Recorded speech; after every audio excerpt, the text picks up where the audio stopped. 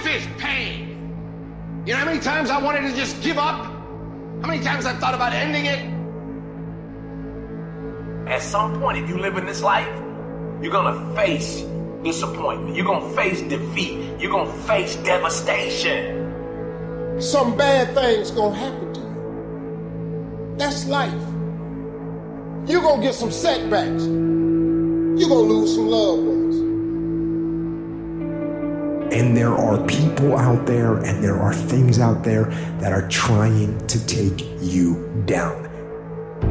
Things are gonna go wrong. And when things go wrong, it's pretty easy just to say, you know what, I'm gonna stand down or I'm gonna give up. And you can do that. But I think no. I think keep fighting. And you keep fighting, and you keep fighting, and you keep fighting no matter what.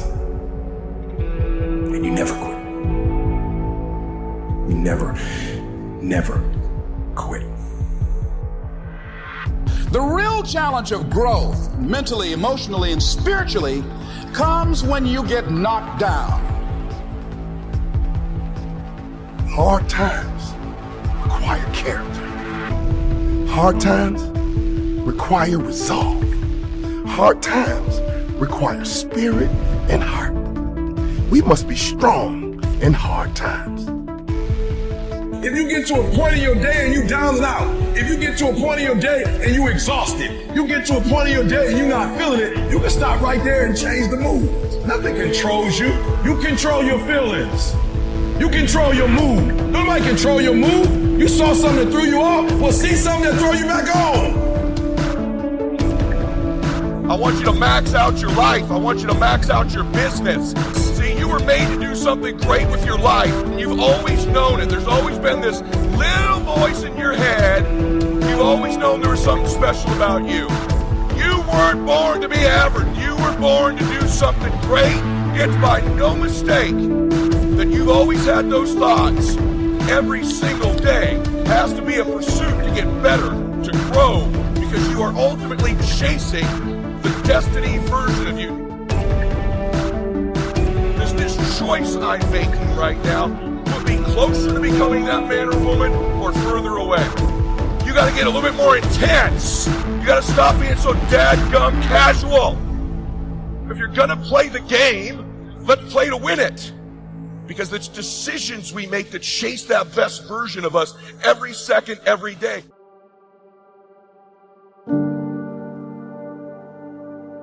They're always like cracking the whip and then procrastinating, and cracking the whip and then procrastinating. And it's like, God, it's so boring and such a pathetic way of spending your time. And you know what that's like, because you probably waste like 6 hours a day. And I think we did an economic calculation about that a while back, right? Your time's probably worth $50 an hour. Something like that. I mean, you're not getting paid that now, but you're young, and so this is investment time, and what you do now is going to multiply its effects in the future. So let's say it's $50 an hour, which is perfectly reasonable. So if you waste 6 hours a day, and you are, then you're wasting about $2,000 a week, or about $100,000 a year. So like, go ahead, but that's what it's costing you every hour. And you need to know what your damn time is worth. So let's say it's not $50, it's 30. Whatever, maybe it's 100, it's somewhere in that range. One of the things you should be asking yourself is, when you spend an hour, was that, well, would have I paid someone $50 to have had that hour? And if the answer is no, it's like, well, maybe you should do something else with your time. And it depends on whether or not you think that your time's worthwhile.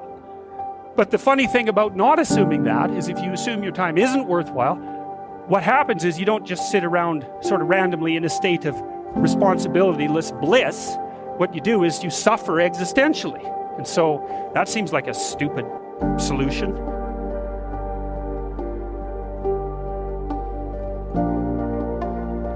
What's the difference whether you're afraid of being less than perfect or afraid of anything else? You're still paralyzed by fear. What's the difference whether you never start or never finish? You're still stuck. You're still going nowhere. You're still overwhelmed by whatever task is before you. You're still allowing yourself to be dominated by a negative vision of the future, in which you see yourself being criticized or laughed at, or punished or ridden out of town on a rail. Of course, this negative vision of the future is really a mechanism that allows you to do nothing. It's a very convenient mental tool. Break it down. No matter what you're trying to accomplish, whether it's writing a book or climbing a mountain or painting a house, the key to achievement is your ability to break down the task into manageable pieces and knock them off one at a time. Focus on accomplishing what's right in front of you at this moment and ignore what's off in the distance someplace. Substitute real-time positive thinking for negative future visualization. One day at a time. You've probably heard that phrase. That's what we're doing here. We're breaking the time required for a major task down into one-day segments.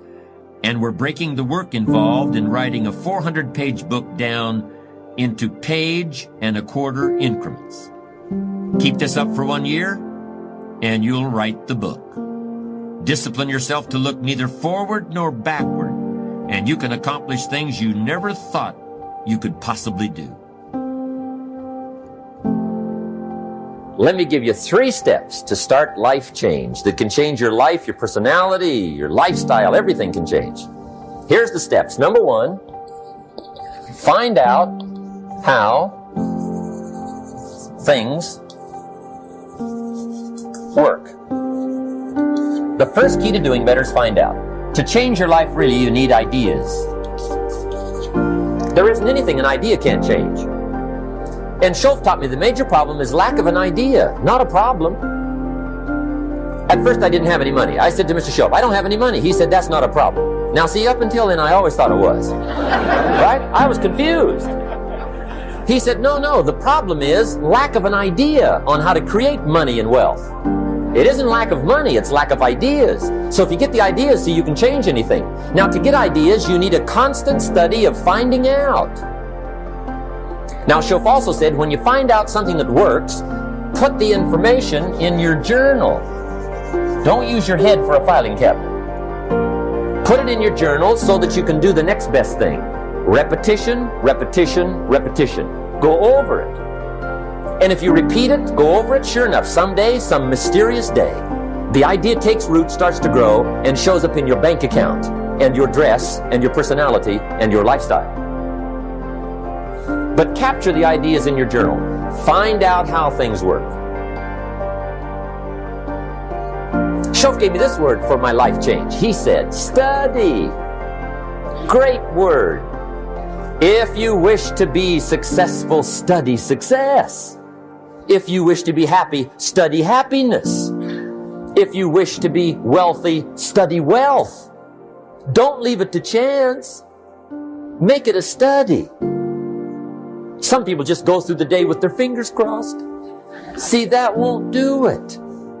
You've got to study the things that can change your economic, social, spiritual, personal life. Now, here's a qualifying phrase. And we'll have several of these qualifying phrases throughout the seminar. Here's the first one. You may not be able to do all you find out. I understand that.